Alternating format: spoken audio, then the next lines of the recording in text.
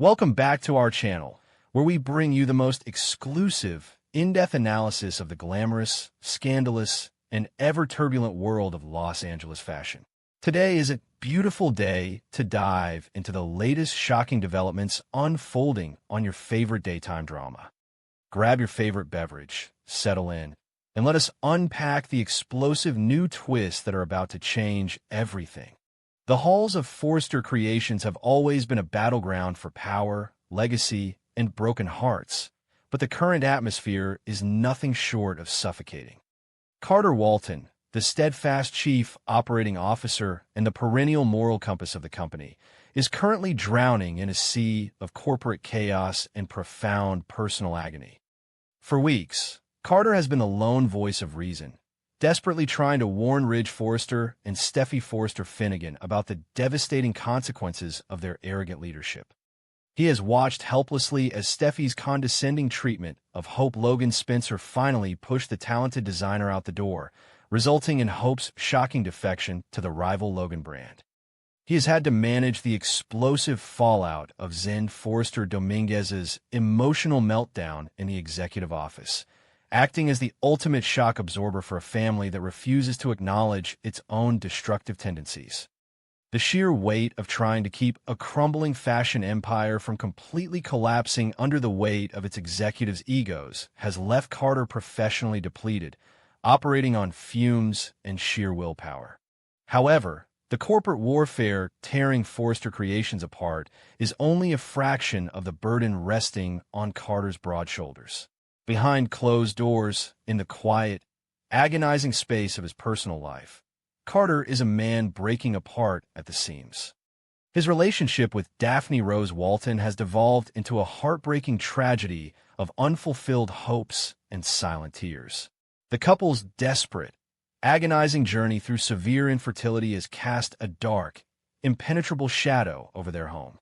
Carter has had to watch the woman he loves sink into a profound, suffocating grief, enduring endless doctor appointments, negative tests, and the crushing realization that their dream of starting a family is slipping away. As a man who prides himself on being a fixer, a protector, and a provider of stability, Carter's inability to heal Daphne's pain has left him feeling profoundly emasculated and helpless. He has swallowed his own sorrow to be strong for her, compartmentalizing his stress to the point of emotional implosion. He is a man starving for a moment of peace, a breath of fresh air, and a reprieve from the relentless demands of his tragic reality. It is precisely in this moment of absolute, staggering vulnerability that the universe delivers a chaotic variable in the form of Shauna Fulton. The Desert Fox from Las Vegas has made a highly publicized, disruptive return to Los Angeles, armed with leaked intelligence from her daughter Flo and a burning ambition to carve out a lucrative space for herself in the escalating corporate war. Shauna is an opportunist par excellence, a woman who thrives in the gray areas of morality and knows exactly how to leverage the weaknesses of powerful men. Her original target upon returning to the city was Bill Spencer, as she intended to pitch an audacious business proposal to secure a position within the rapidly expanding Logan empire. However, fate, with its twisted sense of irony, redirects her path. In her pursuit of the Spencer patriarch, Shauna finds herself wandering into the executive suites, only to stumble upon a scene she never expected. The mighty Carter Walton, alone at his desk, his head in his hands, looking like a king whose kingdom has finally burned to the ground. Shauna Fulton does not just see a handsome, exhausted executive. She sees a golden opportunity wrapped in a tailored suit. With the predatory instincts of a survivor who has navigated the treacherous waters of Los Angeles high society before, Shauna instantly reads the room. She recognizes the heavy slump of Carter's shoulders, the dark circles beneath his eyes, and the palpable aura of a man who has given everything to everyone else and has nothing left for himself. Instead of retreating, Shauna steps into his sanctuary. The contrast between them is stark and electric. Carter is the embodiment of rigid duty, ethical boundaries, and suppressed sorrow, while Shauna radiates a vibrant, untamed, and dangerously flirtatious energy. She approaches his desk not as a corporate adversary, but as a sympathetic siren, her voice dropping to a soothing, sultry register that immediately cuts through the sterile, stressful silence of the Forrester executive office. The conversation begins innocently enough, wrapped in the guise of friendly concern. Shauna leans against the edge of his heavy mahogany desk, invading his personal space just enough to be intoxicating but not enough to trigger his immediate defenses. She speaks to him with a gentle, understanding tone, validating the immense pressure he is under. She tells him that he carries too much of the world on his shoulders, that he is unappreciated by the Forresters who use him as their corporate shield, and that even the strongest men need a place to rest. For Carter, who has spent months being yelled at by Steffy, ignored by Ridge, and tiptoeing around Daphne's fragile emotional state, Shauna's words are like water in a barren desert. She offers him the one thing he has been entirely deprived of: uncomplicated, undemanding attention. She doesn't need him to save a fashion line, she doesn't need him to mediate a family feud, and she doesn't need him to fix a medical tragedy. She simply looks at him with desire and empathy, stroking his bruised ego with the practiced grace of a master manipulator. As Shauna's perfectly manicured hand reaches out to gently touch his arm, Carter's formidable walls of professionalism and fidelity begin to violently crumble. The psychological exhaustion of his daily life has stripped away his usual rational defenses. The intoxicating scent of her perfume, the soft, inviting curve of her smile, and the sheer, overwhelming relief of being comforted create a perfect storm of temptation. In this isolated bubble, high above the chaotic streets of Los Angeles, the corporate wars and the fertility clinics feel a million miles away. Carter is no longer the COO of Forrester Creations, nor is he the grieving partner of a heartbroken woman. He is simply a man, vulnerable, tired, and desperately yearning to feel alive and desired without the heavy anchor of obligation dragging him down. The shift from comforting conversation to dangerous seduction happens in a heartbeat.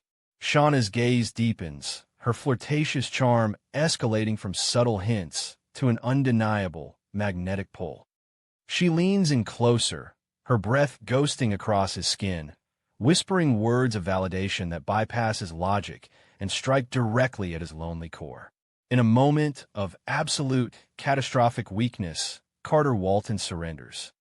He reaches out, pulling Shauna across the desk, and responds to her advances with a desperate, passionate kiss.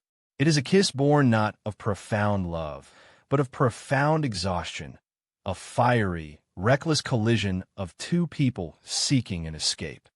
For a few fleeting seconds, Carter loses himself entirely in the physical intensity of the moment, allowing the heat of Shauna's embrace to burn away the cold, sterile reality of his life. It is an act of pure, unadulterated rebellion against the crushing weight of his own morality. But the euphoria of the escape is agonizingly brief. The moment their lips part, the heavy, suffocating reality of what he has just done comes crashing down on Carter with the force of a physical blow. The cold air of the office rushes back in, and the illusion of safety shatters into a million jagged pieces. He pulls back, his eyes wide with sudden, paralyzing horror.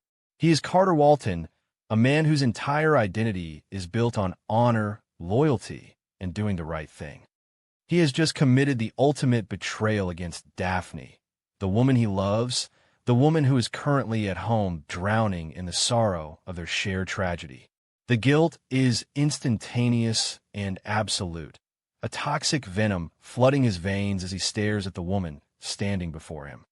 He has crossed a line from which there is no easy return, turning his sanctuary into a scene of infidelity.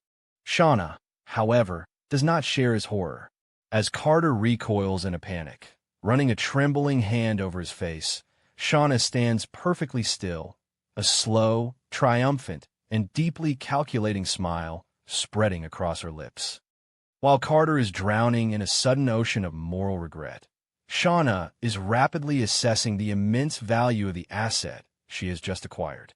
She came to this building looking for a way to infiltrate the Spencer-Logan empire, and fate has just handed her the ultimate skeleton key. She knows Carter's reputation. She knows that his integrity is his most prized possession, and she knows that the revelation of this passionate kiss would absolutely destroy his relationship with Daphne and his standing within the Forrester family. In the span of a single, reckless embrace, Shauna Fulton has transformed from a sympathetic listener into a dangerous predator holding a loaded gun to Carter Walton's life. The blackmail dynamic is established without Shauna even needing to utter a direct threat. The implication hangs in the air, thick and suffocating.